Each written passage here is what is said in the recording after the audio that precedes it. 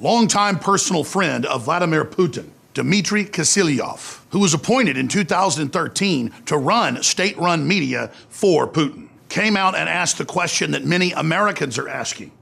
With Trump ahead in the polls, with Hillary floundering and clearly having a medical crisis, will the establishment, the corrupt globalists that have hijacked America, kill Donald Trump?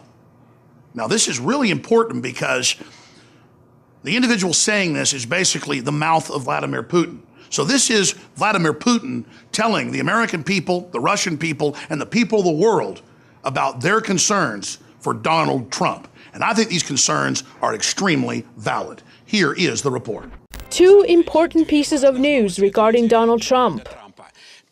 Number one, he is ahead in polls by 2 points. Number two, Trump declared that if he is president, he aims to have, quote, very good relations with Russia. This combination of Trump's characteristics, his leadership in the presidential race, his ability to speak boldly, his intentions to turn over a new leaf regarding the Russian-American relations, all this puts Trump in a very dangerous situation.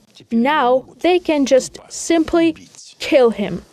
The intelligence services of the United States are not interested in the type of president Trump vows to be, because the contrived enemy in the form of Russia justifies their existence. American elites are not interested in a President Trump, as the establishment world order provides them with reliable sources of lucrative business. Trump, on the other hand, who is ready to reach agreements, would bring about a different set of financial opportunities flowing in other directions. The American establishment is merciless. Paul Craig Roberts, former Assistant Secretary of the Treasury for Economic Policy under President Reagan, has published a guest column on his website back in March by a journalist, Stephen Lendman, who commented on what has become a very popular theme on social media websites. Quote, maybe an unfortunate plane crash, other fatal accident, or mysterious, incurable, fast-acting, deadly illness is planned. Will Trump be gone before Republicans choose their nominee in July, or perhaps before November's election? This narrative hasn't stopped, but the current state of the presidential race for Hillary Clinton is such where she has used up all of her available ammunition against Trump.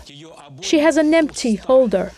Yet there are still almost 2 months to go until the election.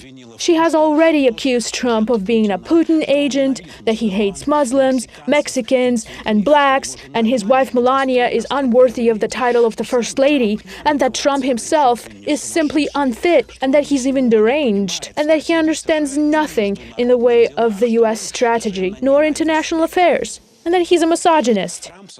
Meanwhile, Trump details his plan of building relations with Russia, goes to Mexico, visits a popular black church, defends his wife's honor in court, and sees to his popularity among women. And the result?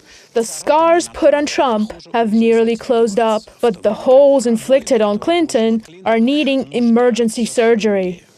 Her carelessness with handling classified material while Secretary of State, foreign policy that led to terrorist expansion, her avarice, and the questionable reputation of foreign donors to the Clinton Foundation, the dirty tricks of the Democratic National Committee favoring one candidate over the other, and finally, Hillary's failing health, whether it's her fainting episodes or the coughing fits. So what's the solution? Shoot Trump?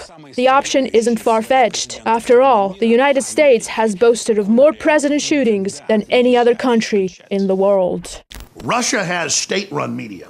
Here in the United States, we have global corporate-run media that literally has seized control of our nation.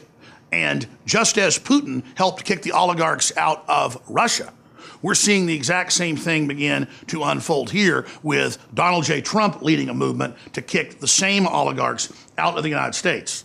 That's why they've tripled down, even in the Washington Post today, and are now claiming that Putin may be poisoning Hillary. Now, wait a minute.